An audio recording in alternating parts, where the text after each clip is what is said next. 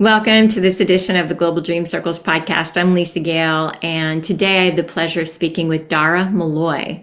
Dara is a Celtic priest and a Druid living there in County Galway, Ireland, on the bigger of the three Aran Islands, Inishmore, which is a truly charming, magical, mystical place on the earth to be. In fact, it was home to many of the early Irish monastic villages and communities, and you can still feel that magic and that medicine in the land as you can throughout much of Ireland.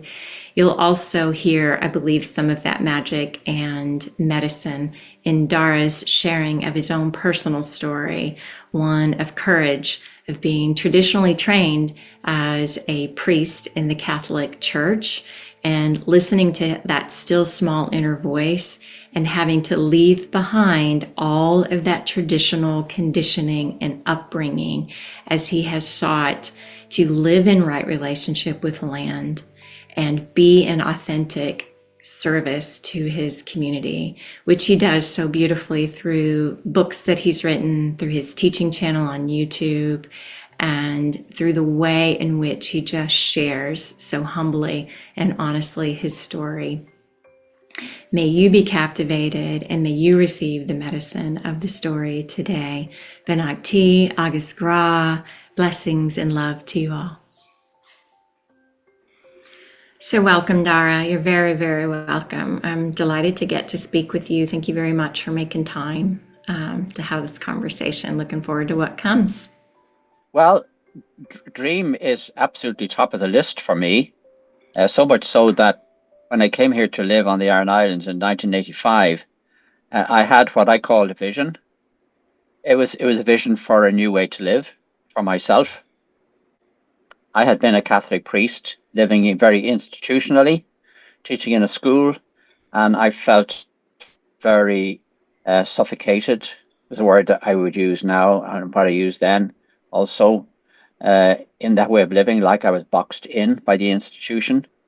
And when I discovered that Celtic monks had lived out here on the Aran Islands, I felt that that would be a nice way to live instead, where I'd be out in a rural area rather than an urban area, and where I'd be very close to the elements, and also where I would be living among the people that had held on to the Irish heritage language, for example, but who also kept many other of the traditions.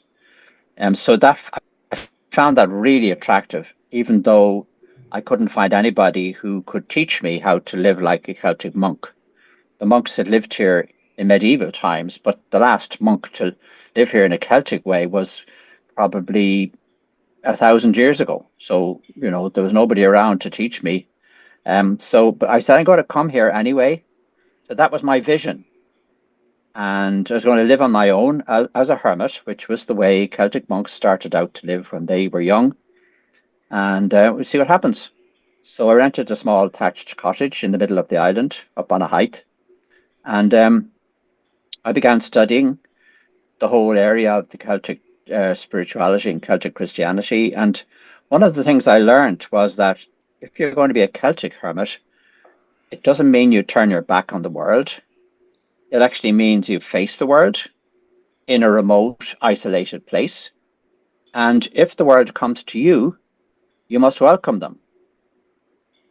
So to my great surprise, the world did start coming to me. I came here in January, and things were very quiet for the first few months, and I got to know some of my neighbours.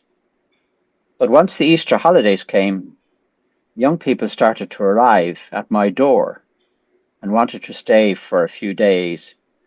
And really from that Easter on, and that first year, I don't think I was ever in the house on my own after that. There was always somebody wanting to stay.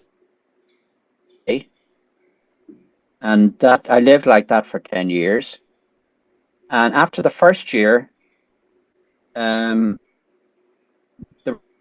were so many people coming, and my house was very, very small, that I did two things. One, which became my hut where I lived, and the house itself that I had been renting became just an open house of hospitality for anybody who wanted to come. Not a B&B, not a guest house, but a house of hospitality that was open to people who are searching, like myself, who are looking for maybe a new way to live, or they were in a moment of change in their lives and so on. So that was the first thing I did. I put the hut up. And the second thing I did, with the help of a lot of friends, we set up an organization and we named it. This is where the dream comes in. We named it Aisling Oren, which is the Gaelic for the dream of Aaron. And it was our dream. It was what we dreamt. It was to live in a certain new way in the world. In the course of time, we tried to write it down in a document we called our Pilgrim Constitution, because we said we're never going to make this document a fixed document. It's always going to be moving along with us. So we will constantly rewrite it and improve it and tweak it and so on. But that became a very laid out, definitive attempt at describing what our vision or our dream was. And we've tried to give expression to that idea in most of the projects that we have been running. So apart from the organization being called Aisling Oren, we founded a magazine called The Aisling, again meaning a dream or a vision. And now we do a newsletter called the Aisling Newsletter. So the word Aisling is very key to my whole life. Oh, and so what would be some of the kind of practical day-to-day living aspects of that dream that you've been able to work into your life? Well, when we founded our magazine, which was probably after about 5 years, we tried to define what we were trying to do in our magazine, apart from expressing the dream. And we found 3 phrases that defined it. Rooted in the Celtic, living in right relationship, working for transformation. That was the dream. So our lives were inspired by our whole Celtic heritage, and for me in particular by the Celtic monks. Living in right relationship meant finding a way to live on this planet, not just in right relationship with other people, but in right relationship with the earth itself, with other living species, as well as the whole issue of well, the big issue now today in Europe and in America is migration, and dealing with people from other backgrounds and other cultures and other beliefs, all of that, finding right relationship with all of these people and this world in which we live. So that's living in right relationship, and then working for transformation. So constantly working on our own lives to, I suppose, be better versions of ourselves, to live in a better way. And I think we've always believed that the way to change other people is not to go out and try to be missionaries like the Christian churches have been in the past, and I was part of that. You try to change others. Our idea is more you try to change yourself, in the belief that the better a person you become, the more inspirational you are to others. Wow, from a vision or an aisling to writing a pilgrim's constitution in a new land, new to him land, rooted in the Celtic, living in right relationship with the earth, with others, and working for transformation, not transformation in the world, but transformation of the self to be a better version of oneself so that you might become an inspiration to others. Sign me up. In this next segment, Dara speaks of the particulars of his own personal transformation that led him to where he is today. Let's listen. I grew up in a very Orthodox Roman Catholic family, which was very typical of 95% of the country at the time. Our next door neighbours were Protestants, and the area we grew up in actually was about 50% Protestant, which is most unusual for Ireland, because there's less than 5% Protestants in the whole country. But the place where we grew up in outside Dublin was one of the, if you like, Protestant strongholds. So our neighbours were Protestant, and on one side and Catholics on the other side. And we grew up knowing that that was different. We weren't, there wasn't any rules about relating to them or not. We were still friendly with them. But we regarded them as different. They went to different church on Sunday, they went to different schools and so on. So that's the Ireland I grew up in. And within that Ireland, one of the ambitions of most Irish Catholic families was that one of their sons would become a priest. And I responded to that, I suppose, that atmosphere in my family and in the country at the time. I went to secondary school, which would be high school for you, where I was taught by priests, and I ended up joining that group of priests. They call themselves, it's a religious order. It's sort of a community of priests. And I joined that community and trained for 10 years and then got ordained as a priest and then was appointed to teach in a school, high school, secondary school, for teenage boys. And that's when I hit my crisis, if you like. I hit my wall. And I felt I can't live like this. This is far too institutionalized. I feel very trapped. I feel suffocated. I can't breathe in a spiritual sense. I need to get out of here. But nothing in me said to me that I was to no longer be a priest. So I had a dilemma. I mean, those who were unhappy within the priesthood normally just left, went off and did something else with their lives. But I was in a bind because it wasn't being a priest that was my problem. It was the way I was living as a priest was my problem. So anyway, cut a long story short, I discovered the Aran Islands, just maybe like you did, for a few days, discovered that monks had lived here, and the penny just dropped. I had a vision, if you like. The vision came from the reading of the gospel one day in a field I was out here on the island with a group of teenagers whom I brought camping on a holiday. And every day we read one piece of the scriptures, the gospel. And this particular one said, the kingdom of heaven is like a man who finds a treasure in a field, and he goes and he sells everything he owns and he buys the field.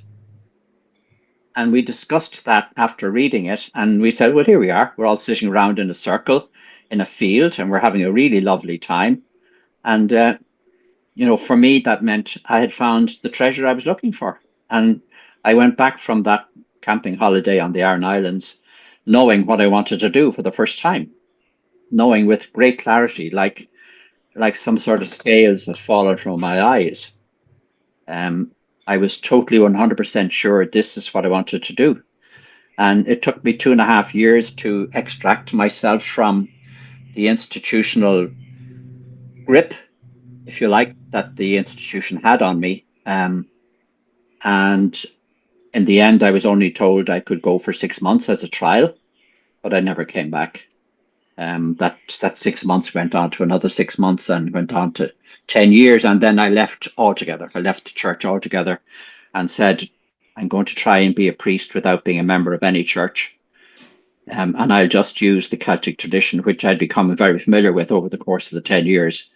And I'll just try and live being inspired and being guided by that tradition. And I began to see that if you, as you do, you come to Ireland, and many other American people come to Ireland, and what they experience very often is Irish culture. So you go to a pub and you hear Irish music, or you read some Irish poetry by Seamus Heaney or W.B. Yeats, or you go to a play, or there's so many ways in which the Irish spirit is expressed within our cultural framework. And none of those practitioners, whether they're musicians or poets or dancers or anything else, are controlled institutionally. They just do it.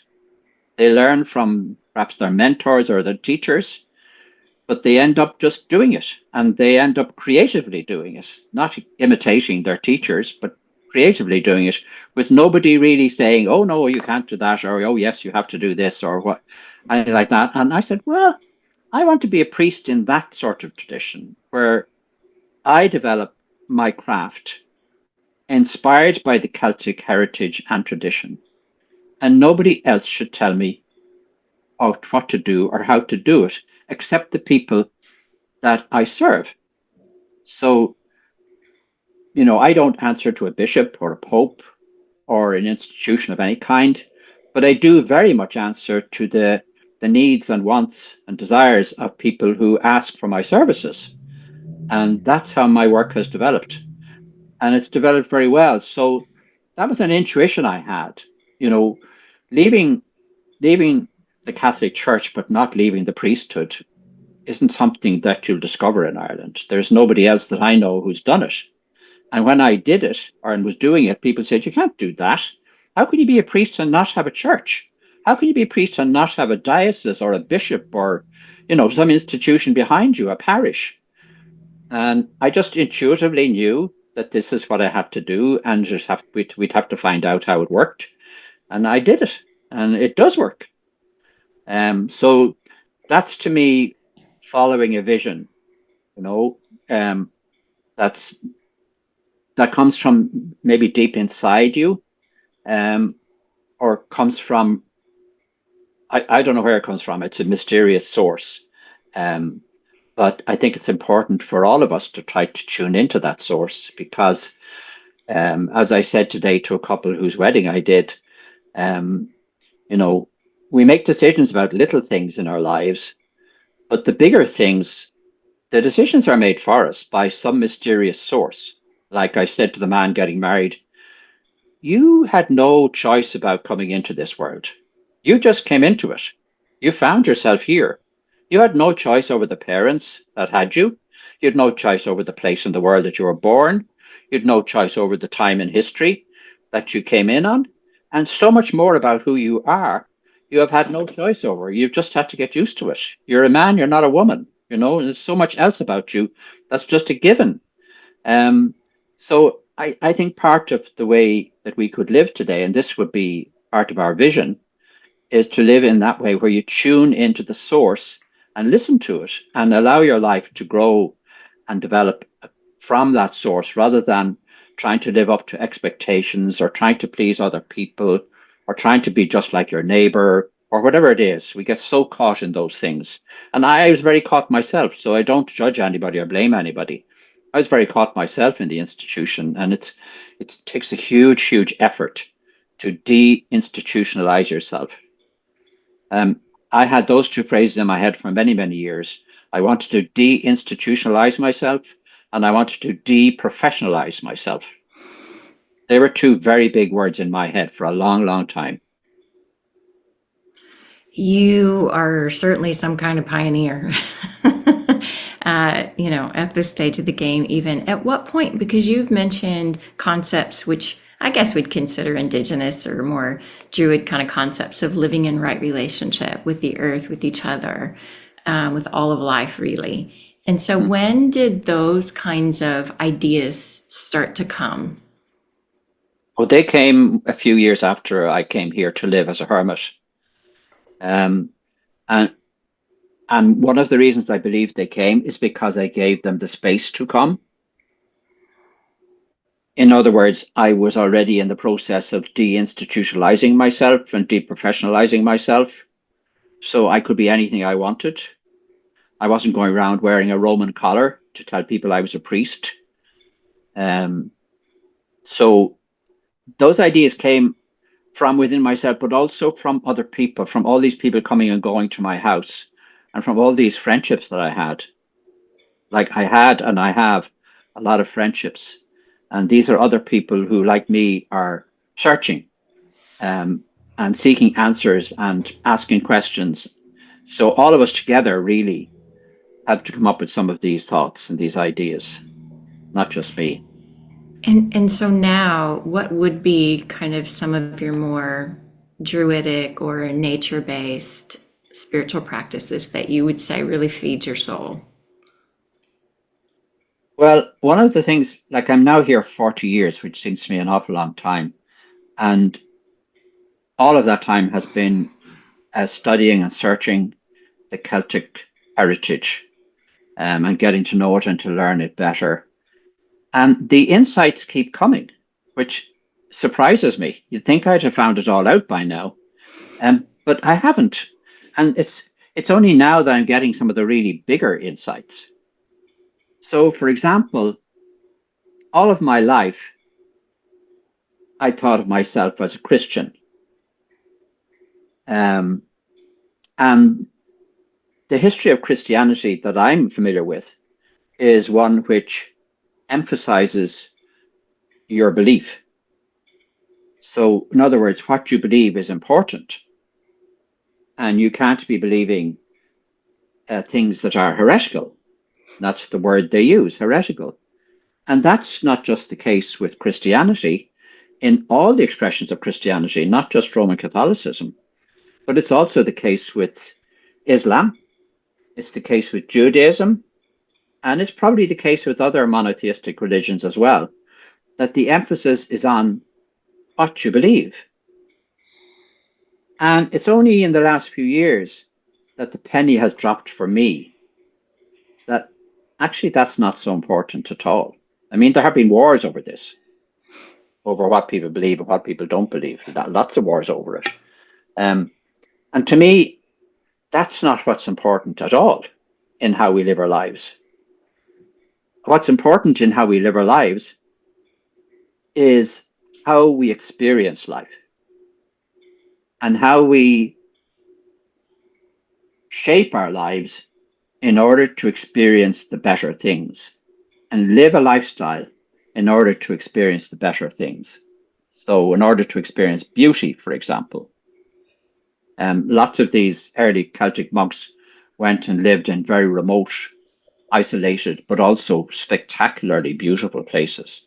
Even when we visit them today, I don't know if you've had a chance to visit Glendalough. Like, it's one of the most beautiful places in Ireland. But also if you visit Clonmacnoise on the River Shannon, it's a glorious, glorious place. If you go down to Kerry and see where the monks lived on Skellig Michael, that's a stunning place. The Aran Islands is an extraordinary place. Like, these monks, they didn't just go to isolate themselves, they went to immerse themselves in beauty. And also, I think, to immerse themselves in the other elements, in the earth, in the water, in the fire, and in the air. And what they were searching for was not knowledge of God or belief in God, but experience of whatever you want, words you want to put on it, not necessarily God. And I don't use the word God anymore. It's not a word that I'm any longer comfortable with. So I use the word divine, or I use the word mystery, or the sacred, or the universe, or I use words like that. I still haven't found maybe exactly the right vocabulary that I'm comfortable with, so I'm still looking for that. I think one of the challenges for us on this path is to develop a new vocabulary. So I'm part of that. So I'm just saying, in summary, one of the biggest insights I've had, and it's taken all these years for me to get to this point, is that it's not what you believe that's important. It's not the creed that's important. And the Celtic monks have taught me that because they were never interested in that. It's funny, all over Europe in the development of Christianity, right up past the Reformation, like from early times, from the 4th century right through past the Reformation, so that's over 1,000 years, there was always fighting going on about whether you were orthodox or whether you were heretical. And there was great punishment for people who were heretical. And if you look at what was going on in Ireland all through that time, there isn't one example of a monk being accused of heresy in Ireland. It just was not an issue. Nobody was trying to figure out how many angels could fit on the top of a pin. Nobody was interested in those theological questions. It was not where they were at. Where they were at was discovering who they were, discovering what their mission in life was, discovering how they could, while working hard on how they could be the best version of themselves, being true to their calling and their destiny, living heroically. That was what was important to them. And all of those ideas really inspire me, because that seems to me true. These monks, a lot of them grew up in Ireland at a time when there was prosperity and peace. Peace because actually of the monastic movement. People had stopped fighting with each other as much as they used to. And monasteries were the very center in the end, in the developed state, like the Golden Age. In the time of the Golden Age, the 7th and 8th century, monasteries were at the heart of everything in Ireland. So if you were a monk, you had a high status. You were well fed, you were well looked after. You had you were living in a very exciting community, very, very creative, very artistic, and so on. And yet some of these monks decided to leave all that, get on a very flimsy boat and sail for 3 or 4 days till they landed somewhere on the continent of Europe, which was not in its golden age. On the contrary, it was in its dark age. Roman Empire had collapsed. All these different factions were fighting one another. The idea of civilization was no longer there. People had stopped being able to read and write. Everything was lost that had been built up through the Roman Empire. The place was a mess. And if you went to live there or travel across there, you were putting your whole life in danger. And that's what these monks did, men and women. And they did it not because they wanted to convert Europe or anything like that, because that was a way to discover who they were and to discover more about what their work was in the world and what their destiny was. And they allowed themselves to be put into very vulnerable situations in order to discover that. And I could say the same in my life. To come here or to live in the Iron Islands put me, or at least people looking at me said, that puts you in a very vulnerable situation. You don't have any income. Your door is open to anybody and everybody who can come. I had to go through all of that too, and it was very important that I did. So I believe in that idea of being courageous with your life and throwing yourself out into uncomfortable situations in a way that you know is right. I'm not saying you do it foolishly, but in a way that you know is right, in order to discover who you are and what you're meant to do and what you're meant to be in the world. And these monks have left their marks all over Europe. You can find their memories of them everywhere across Europe. Yeah, is So there... Go ahead.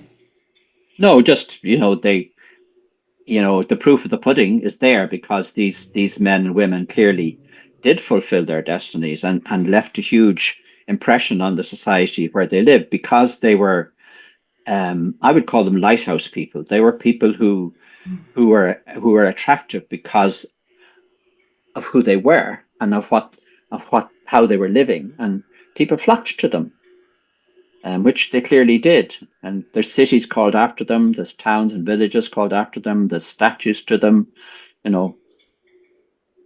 Irish. I have been to Europe a few times simply to trace where some of them have ended up in order to find out what's going on and how much they are remembered. It's very impressive.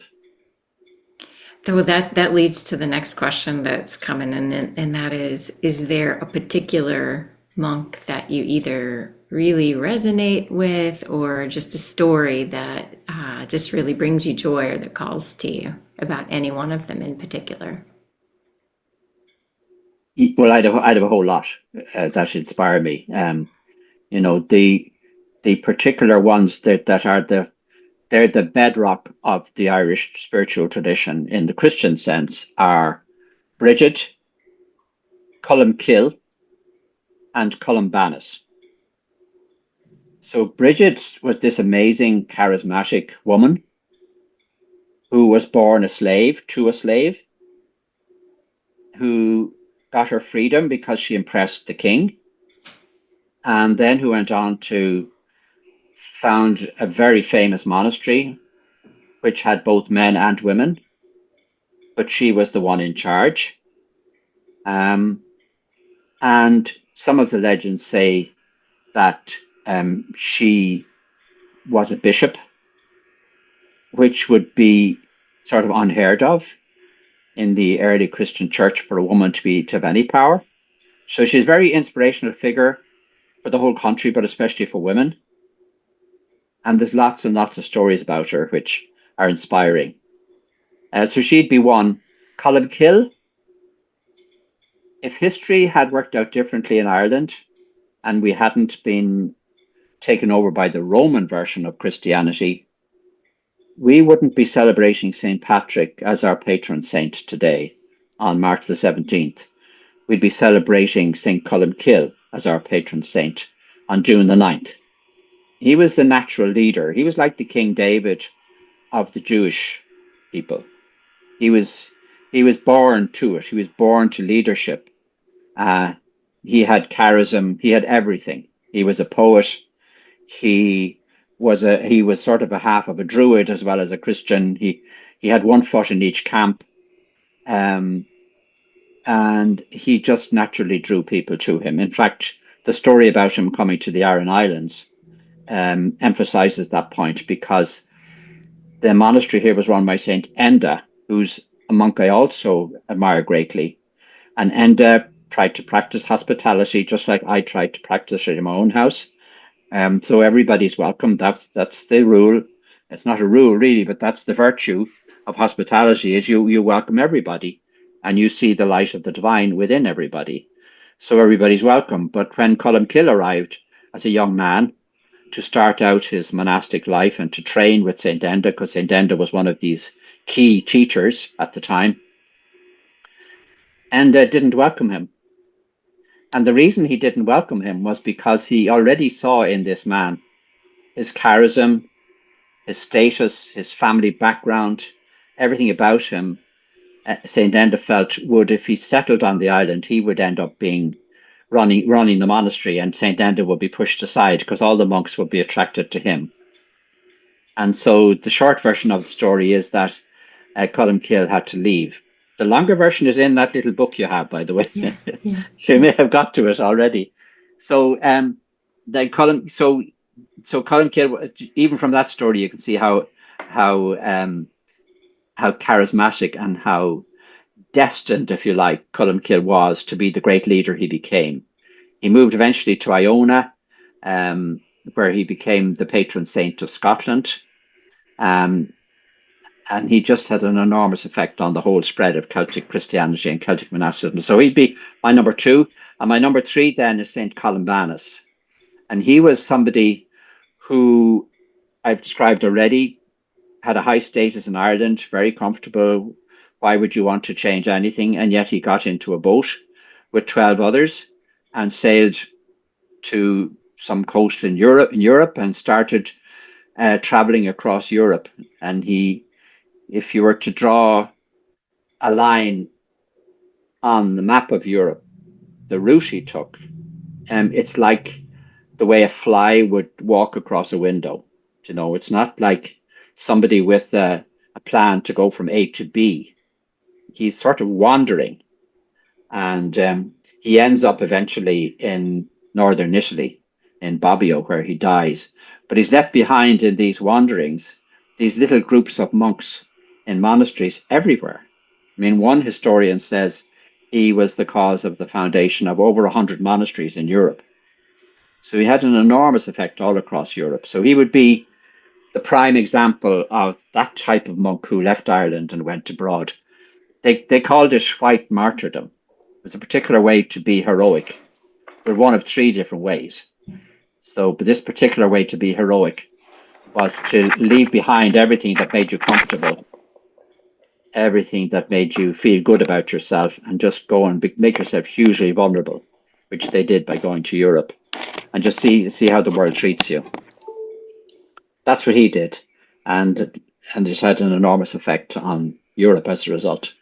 Wow, those are great stories. So there's the question of, when you talk about all the beliefs and leaving some of them behind, and how all of religion surrounds or is about a set of beliefs that we're expected to agree to if we want to be part of that religion. But then there was the person and the stories of Jesus.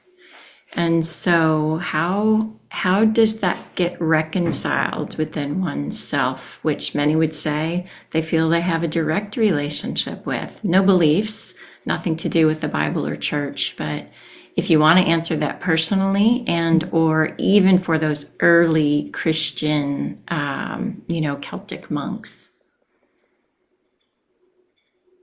Well, I think everybody has to work out their own way to talk about these things, these experiences. And some people would say, as you say, they have a direct relationship with Jesus.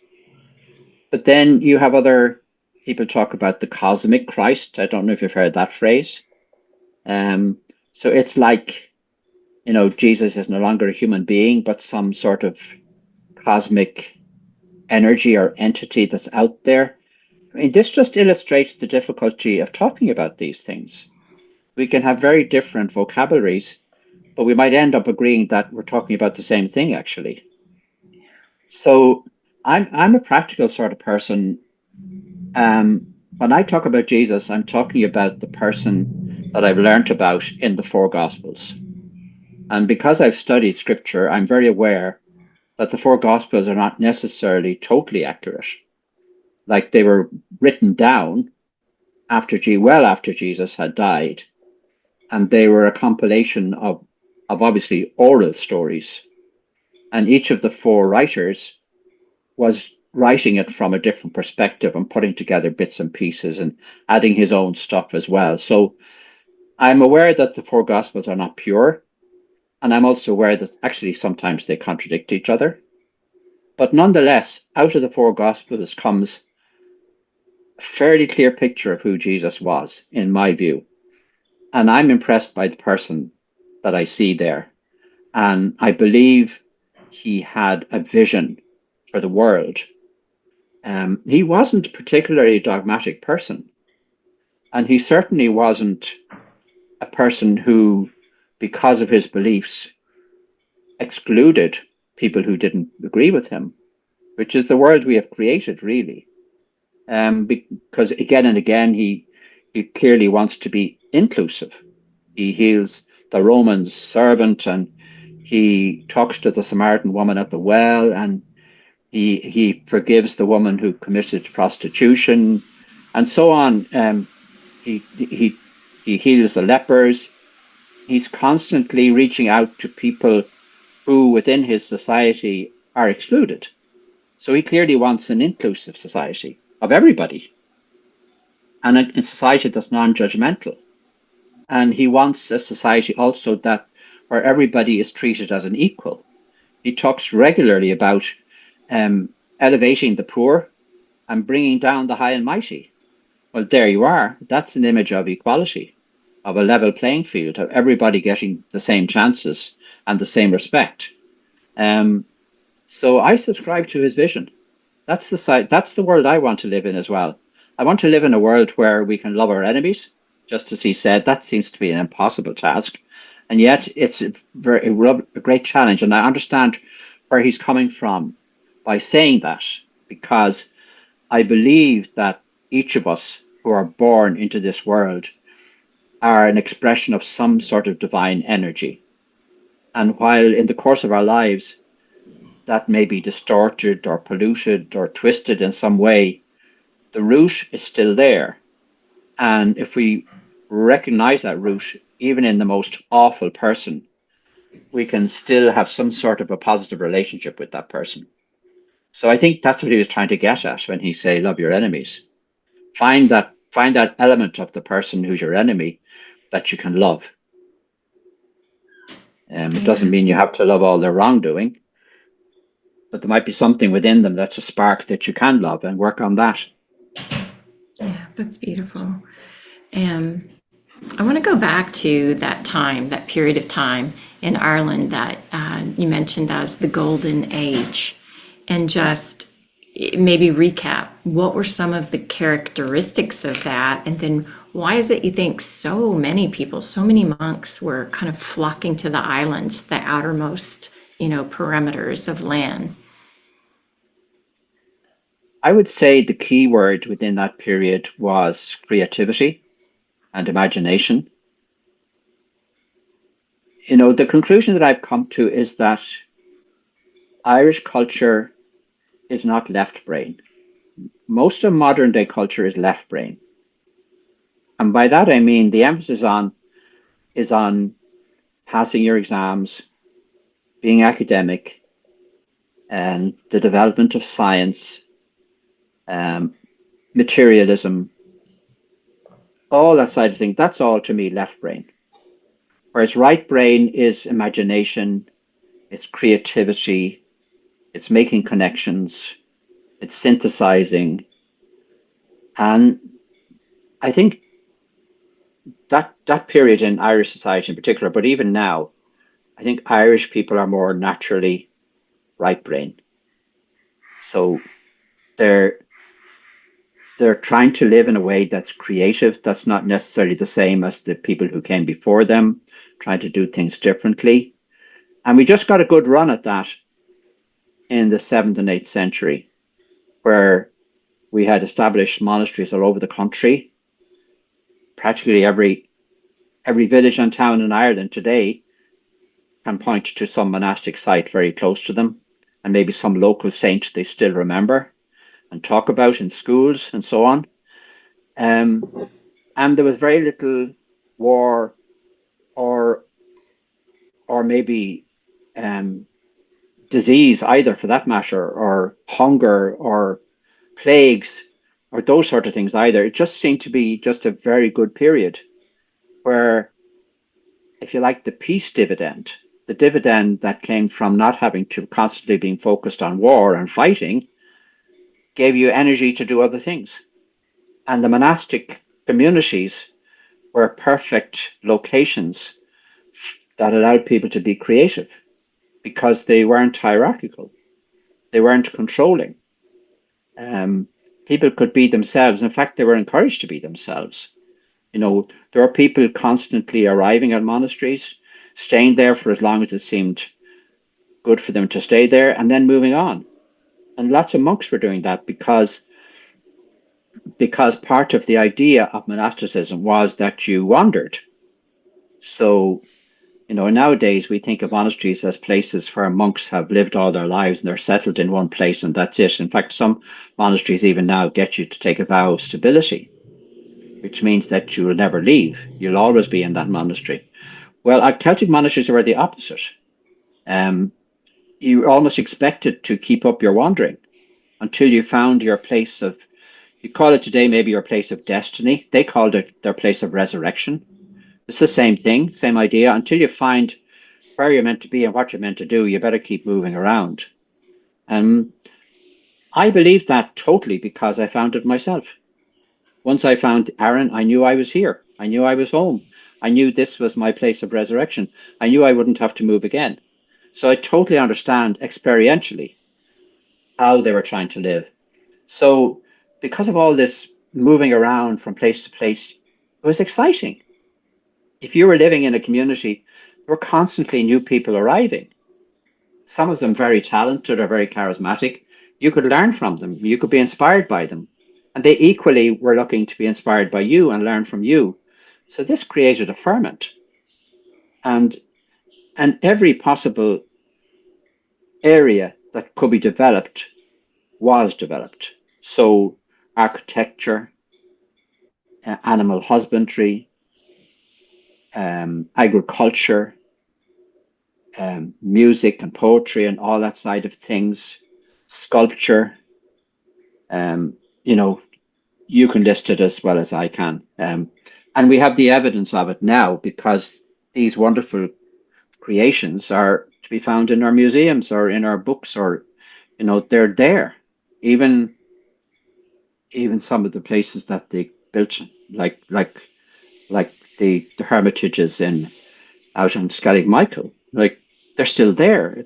They haven't fallen apart after all these hundreds of years. Like, it's totally extraordinary how they built them in the first place and how they built them so well that they're still there today. So that's it. It was just a wonderful time. But at its heart was creativity and imagination. What would you say those early the early Celtic monks, how would they have related to some of the older sites like Newgrange, or I know that was only more recently discovered, but like La Crue? Um, I haven't done enough digging to know what was even known to be existed, in existence back then. But have you come across any stories like that? Absolutely. Yes. I mean, what I've learned is that, well, first of all, the Druids, who were the spiritual leaders in Ireland before Christian monks arrived, the Druids were in charge of the spiritual world of the Celts, and they forbade any writing. So nothing of their practices or their rituals or their beliefs or anything else, their stories, was written down. It all had to be transmitted orally. And even today, we are discovering some of those stories that somehow have survived. And we've begun to see that they're not just the story that you think they are. They contain deep insight or wisdom or knowledge. I came across one a few years ago, and it was about a place that I had lived in as a child, a place called it's about the an island called Rockabill, which I looked out on from my childhood holidays, where we had a summer house on the beach and we looked out on this lighthouse called Rockabill. And this ancient story uh, told the story of, I'm not going to go into too much detail because it'd take too long, but just an illustration. The story was of a man who had to go north to collect a cow and a calf that he was buying. And the owner said to him, when you're walking that cow and calf back down south along the east coast of Ireland, don't ever let the calf go behind the cow. Because if you do, the cow will look around and realize how far it had come from its home and would just want to go back, wouldn't go any further. So that seems like just a nice story you could tell your children. Because the end of the story is the calf does fall behind the mother, and the mother does look round and looks back, and the two of them turn into stone, both the mother and the calf. But that's the story. You could tell that to a child, and it's a nice story. But actually, what it's about is the island of Rockabill and another small island beside it. So the Rockabill is the cow, and the small island beside it is the calf. And it's even deeper than that, because actually talking about Venus and the moon. And you can watch the path of Venus in the sky at a certain time of the year, and it's always in front of the moon. But at a certain point, it goes behind the moon. And when that happens, it disappears onto the horizon. So they tried to capture that astronomical insight into a story which could be related even to a child, and the child would remember it. That's an illustration of what I'm talking about. That they didn't write anything down, but they created stories, and also they created marks on the landscape that transmit this information to you as well. Newgrange probably is a good example, although we haven't fully deciphered what the message is. But Newgrange is not just a monument that has an inside cavern in it with the sun breaking through into it on the shortest day of the year, but there's these big boulders all around Newgrange. What's the meaning of those? Is there a meaning in the number of them? And then there's Nouth and there's Douth, two other monuments nearby. And then there's lots of other monuments around as well. And is it all connected with the River Boyne? Is that part of the whole thing? Is that relevant to whatever is trying to be said here in the form of a narrative? So I think we have a huge amount of work to do to rediscover all of this material. And I find it really exciting to be even started on that journey. I think there's huge discoveries to be made. When Christianity began in Ireland, they were Irish people who became the monks and became Christians. It wasn't some foreign power that came in to force us to become Christians. These were Irish people being attracted to the narrative that Jesus and Christianity gave us. And we added it to all our other stories. We didn't throw out all the other stories. We added it to them. It just became another book in our library. And the great thing about it was that the Christian monks had no rule against reading and writing. So they began to develop writing. And of course, there were no books. Everything was written on scrolls. And if you got a piece of scroll from Europe, that was be given gold. And you brought it back to your scriptorium in your monastery and you made copies of it. And then the copies became valuable to deliver out to other people. And the monks who learned how to read and write wrote down everything. So all of the stories that they had from their heritage, all the stories that came from the Druidic tradition, pre-Christian, they're all captured in the monks' writing. So we have all those. And none of them, if those stories were written closer to Rome, they would have been described as heretical and they would have been burnt. Mm-hmm. But they were never burnt in Ireland, and we still have them. Yeah, sure. So there's another source which we can start digging into. And the terrible thing is that growing up in Ireland as I did, I went through 15, 16 years of schooling and then on to college without anybody ever pointing to the rich heritage of our Celtic society. Like in school, we studied Greek and Roman civilization. Nobody ever thought of studying Celtic civilization or Celtic heritage. And I knew nothing about the stories. I knew nothing about, I'd heard about Cuchulainn or Finn McCool, maybe from my parents, but nothing other than superficial. I really knew nothing about it at all until I was an adult in my 30s when I started studying it then. And it's a hugely rich heritage, and all of us growing up in Ireland really deserve to be immersed in it because it's so rich and so nourishing for us, and it helps us to understand who we are. So, I'm just hoping that gradually the ship will turn around, the Irish ship will turn around and begin to see that the heritage we have here is more valuable to us than so much else we put our energies into. And often it's people from abroad, maybe like yourself, who tell us that we have this heritage and that we need to spend more time immersing ourselves in it. Like here on this island, I immerse myself in the whole history of Inishmore, and I learned about every monument on the island. And there's over 600 historical marks on the landscape here.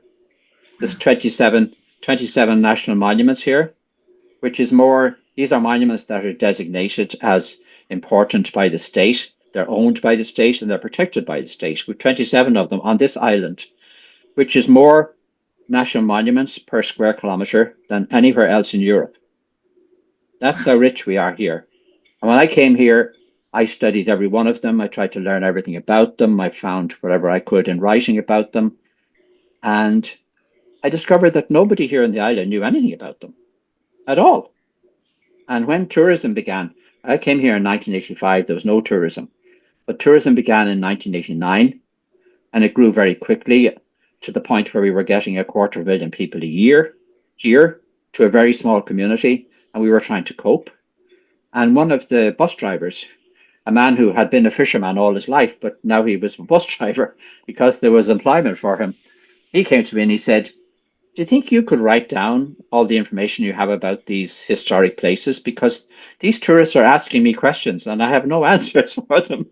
So that's how that book you have in your hand came to be written. It's because the islanders asked me to write it. I had all these stories in my head. I wrote the book in no time because it was just straight out of my head. Everything was just there. I didn't have to research anything. So yeah, I appreciate the size of it too, because obviously being, a traveler, it was nice just to be able to put it in my pocket. Exactly. I saw Tess's gorgeous book there too with the photography, and I did want to bring that one home, but it was going to be quite a lug. Yeah, that's true. It's true. It's quite heavy paper even as well. Yeah, but we put a lot of effort into the quality of that. I mean, the quality of the writing and the poetry and the photographs is fine, but then to put it in a form on paper that equaled it in quality meant that the book is actually very heavy. Yeah, it's absolutely beautiful. And Yeah, so while we're on the subject, you have another book which can actually be downloaded yeah, that's right. You from can your even listen website. to it. You can listen to it in your car. It's an audiobook. Well, I didn't know that, but I'll sure find out about that before the day Yeah, and I ends. mean, if people have subscriptions to some of these audio things like Spotify, if you have a subscription, it's for free. You just listen to it whenever you want. On Spotify, is it? Yeah, yeah, and on any other Okay. platform that's a regular platform, it's on everything. Okay. Yeah. Would you say just a little bit about it, the book, and the inspiration behind it?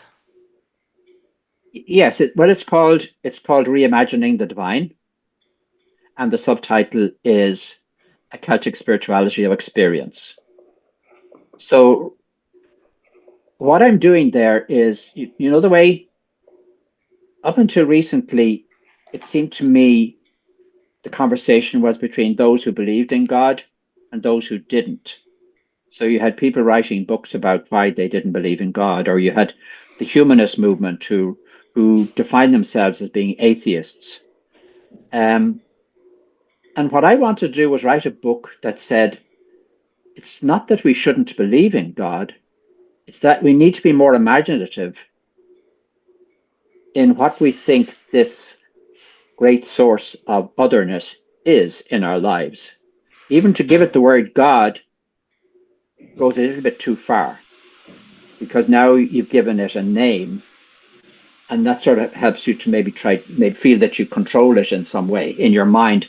Whereas even the word God, because probably because it's become associated with various religions, it creates this image as a sort of default image. I know people say to me, "Oh, I don't believe in God as a man. I think of God as a woman." People say that to me all the time, or they have a different image, you know, that's not the dominant image, but the image that is communicated by all the major monotheist religions is of God as a male, God as a single person, not married, God as an older person, God as a person who is sort of jealous. In other words, he doesn't want you to believe in anything else. And God as a person who gives commandments, who tells you what you must do. So what I'm saying in the book is, hang on a sec. That image of the divine sounds to me like some sort of dictator or some sort of autocrat or some sort of male patriarch, which may have been appropriate in previous centuries when that's how society worked. There was always a man at the top, and it was a hierarchy, and he more or less um, had infinite power. He was the emperor, he was the king. But now we're trying to live in a society which isn't structured that way. So surely we need to adjust our image of the divine.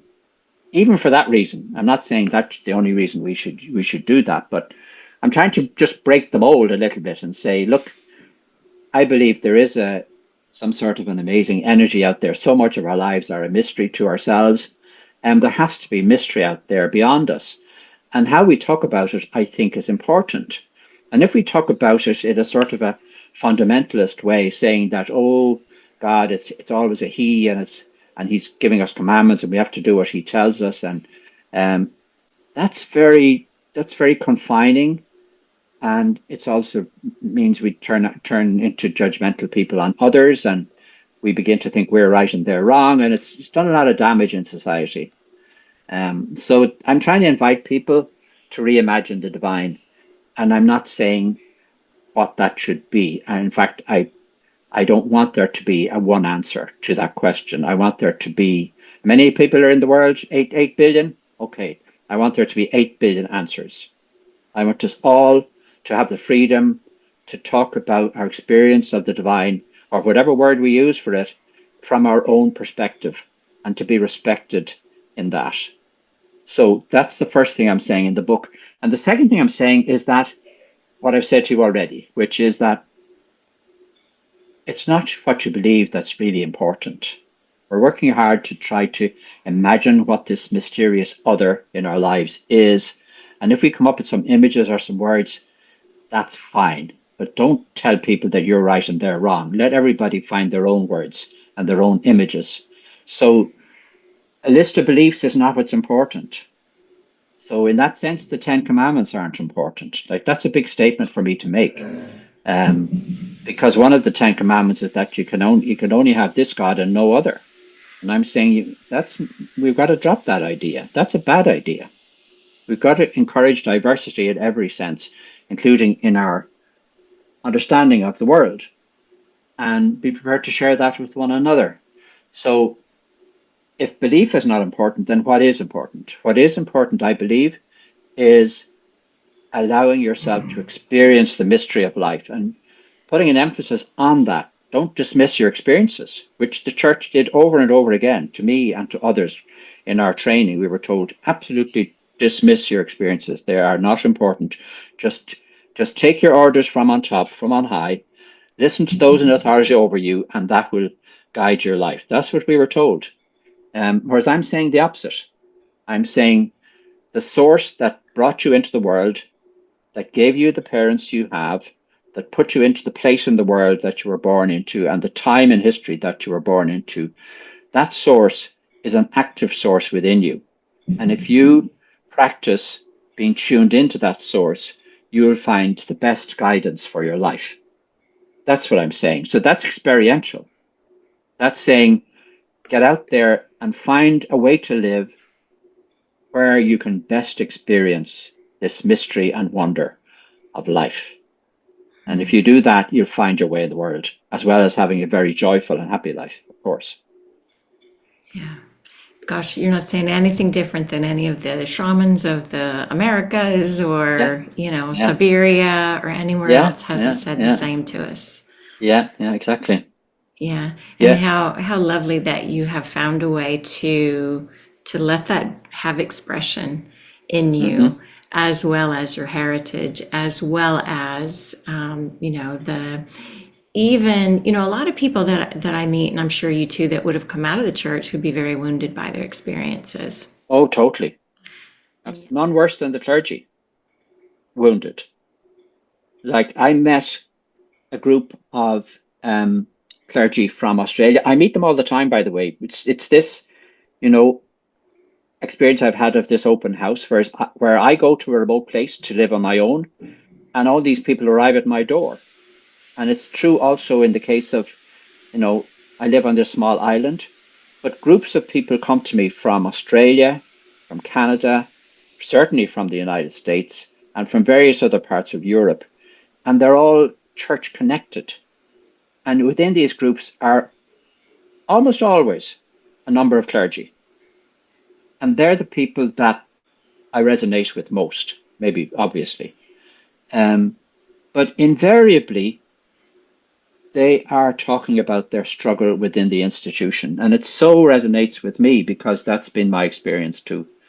And one particular example of it really shocked me, where an Australian clergyman told me that he and his friends that he hangs out with, his other clergy, men and women, have moved very far away from Christian theology or Christian practice. They're into meditation, or they're into yoga, or they're into something else. Their spiritual lives have moved on, but they still practice as clergy within a church setting.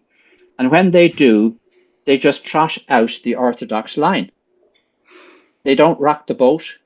They don't stir the pot in any way. That's their work and that's what they do. So the orthodox line is just fed out to the people.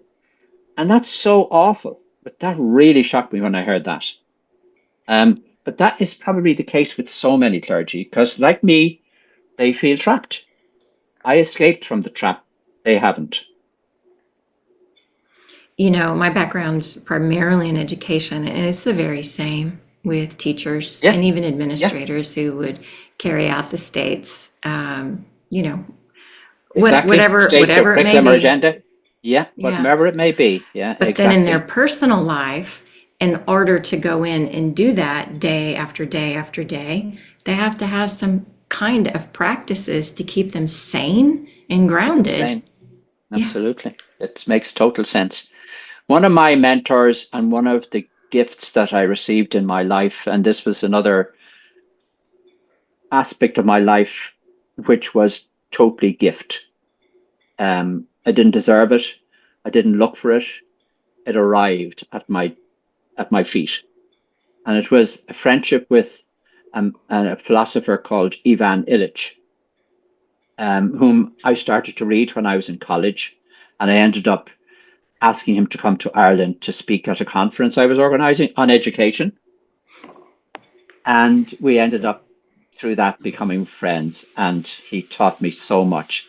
And you probably have never even heard of him, but he was very famous in the 70s and 80s.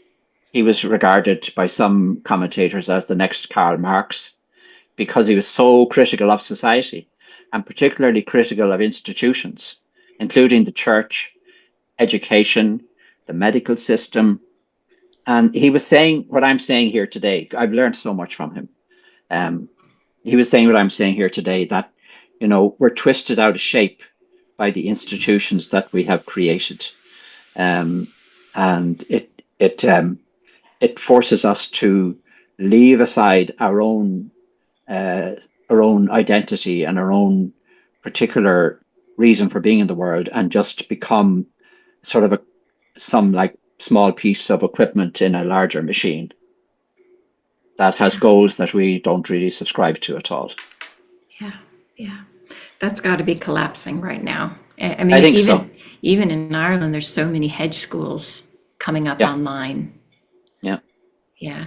yeah. And here in America too, we just wouldn't have called it that. That's happening all over the world, but there's I think basically so. international hedge schools all over the Yeah, place looking yeah, for what are those old stories, you know, yeah, um, coming out of our bones, literally yeah, seeking yeah, voice. yeah, yeah, yeah. Yeah, we're getting there slowly. I mean, what I learned within my institution, which was the religious order to which I belonged, was that new initiatives of creativity and imagination would spontaneously emerge anyway within the institution to which I belonged, and were emerging quite a lot at the time when I was in the organization because we'd had the Vatican Council, and the council had created a whole new surge of energy and excitement and creativity and windows being opened and fresh air coming in. Those were all the images we had. And so people got very excited and started to create new initiatives. And I was part of some of those.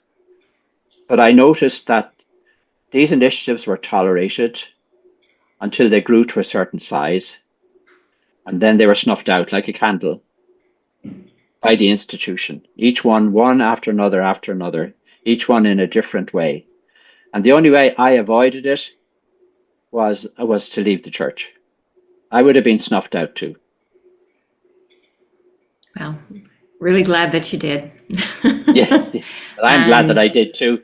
Do you know, a doctor told me at that time, because I wasn't, this is before I had left the church, long before I had to come to Aaron even. I went to a doctor because I was pretty awful. People saw that I wasn't well, but I had no real symptoms. I just felt awful and looked awful. People were worried about me. And they said, go and see a doctor. And I went to this doctor. He tested me up and down and inside out. And he came to me and he said, there's nothing physically wrong with you. You are simply a square peg in a round hole. And I said, well, I'm sort of stuck in this round hole, whether I want to be or not, because I have a vow of obedience. I have to do what I'm told. What's going to happen to me? He said, well, I'll tell you straight. He says, if you stay in as this square peg in a round hole, you are going to end up on sleeping tablets at night and Valium during the day.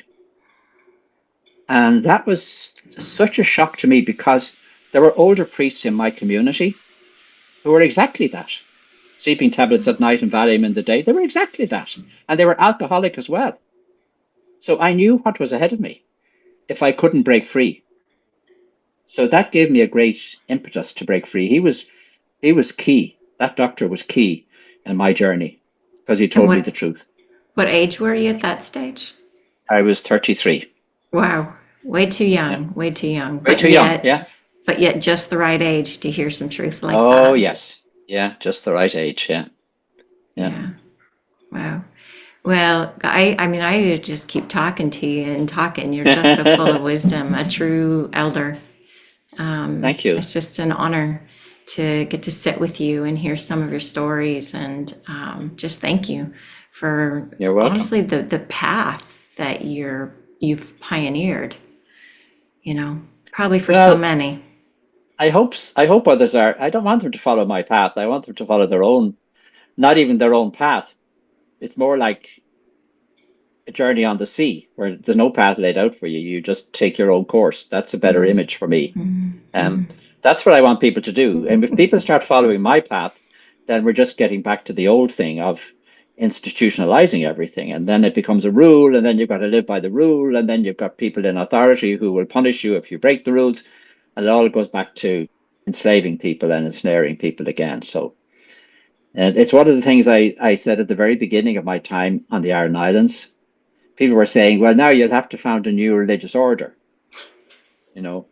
And I was very clear from the word go. I am not going to be anybody's guru. I'm not going to be the head of any religious order. We are not setting up another institution. That's exactly what I've tried to escape from. So people who come are going to have to go again. There's nobody going to be, we're not going to set up any institution here, you know. So I used to say we have a front door in this house and we have a back door, and you just move through at your own pace. And that's the way it worked. The only one who ended up not going out the back door was my wife, Tess. I'm sure you're glad for that. I'm very glad for that. Yeah, very glad for that. Yeah, So it's the pathless path the then. It's pathless really path, just, exactly. Yeah, as you said, the lighthouse, being a lighthouse to yourself exactly, first. exactly. Being See the where that lighthouse. takes you. Yeah, and Jesus said that at the beginning. He said, "Be the light of the world, be the salt of the earth." That's the image that inspires me. You know, and going out to convert others doesn't inspire me at all. But being the light of the world and the salt of the earth, that definitely inspires me. And everybody can practice that. Yeah, yeah. Well, God, this was really lovely. Thank you so much, Mila Buikas. Watch your road. Yes, and if I can get back over there, sure would be lovely to meet up in person. Oh, absolutely. I look forward to that. Please do come back. Yeah. If I'm still around. Yeah, I will do. So.